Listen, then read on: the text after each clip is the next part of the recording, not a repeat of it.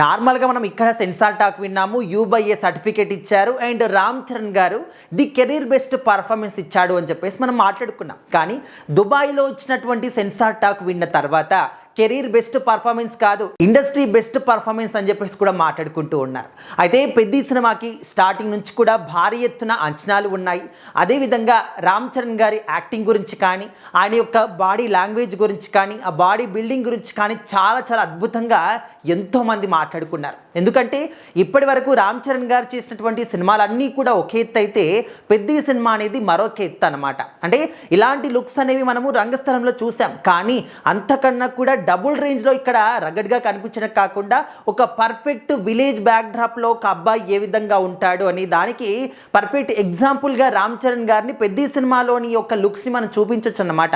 దానికి తోడు వచ్చినటువంటి ట్రైలర్లో, అదేవిధంగా సాంగ్స్లో కావచ్చు, పోస్టర్లో కావచ్చు, గ్లిమ్స్లో కావచ్చు, ఎక్కడ చూసినా కూడా రామ్ చరణ్ గారి క్యారెక్టర్ అనేది అంటే ఒక ఇండియా వైడ్గా కూడా one of the best performance అని చెప్పేసి, బెస్ట్ క్యారెక్టర్ అని చెప్పేసి కూడా మనం మాట్లాడుకుంటూ ఉన్నాం. సో ఇప్పుడు దుబాయ్లో వచ్చినటువంటి ఆ ఒక సెన్సార్ టాక్ ఏ విధంగా ఉంది అంటే స్టోరీ అంతా కూడా ప్రతి ఒక్క సీన్ కూడా ఒక అద్భుతం అన్నమాట. ప్రతి ఒక్క ఎమోషన్ అనేది చాలా అద్భుతంగా సినిమాలో చూపించాలని చెప్పేసి చెప్తూ ఉన్నారు.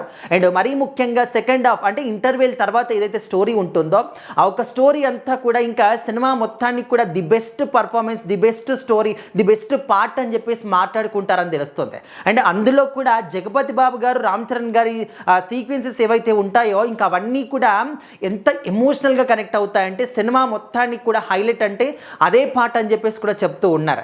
సో ఖచ్చితంగా ఈసారి మాత్రం రామ్ చరణ్ గారి గెలుపుని ఎవ్వరు కూడా అడ్డుకోలేరు. ఎంతమంది అడ్డుకోవాలని చూసినా, ఎంతమంది అడ్డుగా వచ్చినా, ఎంతమంది నెగిటివ్గా ప్రచారం చేసినా కూడా పెద్ద సినిమాని మాత్రం సక్సెస్ఫుల్గా ముందుకు రాకుండా ఎవ్వరు కూడా ఆపలేరు. ఆ విధంగా గొప్ప కంటెంట్ అనేది సినిమాలో ఉంది. సో ఖచ్చితంగా ఈ విధంగా మనము సెన్సార్ టాక్ కావచ్చు, పబ్లిక్ రియాక్షన్ కావచ్చు, ఎంత మాట్లాడుకున్నా కూడా సినిమాని చూసిన తర్వాత వచ్చేటటువంటి ఒక ఫీల్ అనేది చాలా డిఫరెంట్గా ఉంటుందన్నమాట. ఎంతమంది మాట్లాడుకున్నా కూడా అదంతా కూడా పక్కన పెట్టేసి సినిమా చూసిన తర్వాత మనకు ఒక ఒపీనియన్ అనేది వస్తుంది కదా, అది అనేది జెన్యూన్ అనమాట, ఒక పర్ఫెక్ట్ ఎగ్జాంపుల్ అనమాట.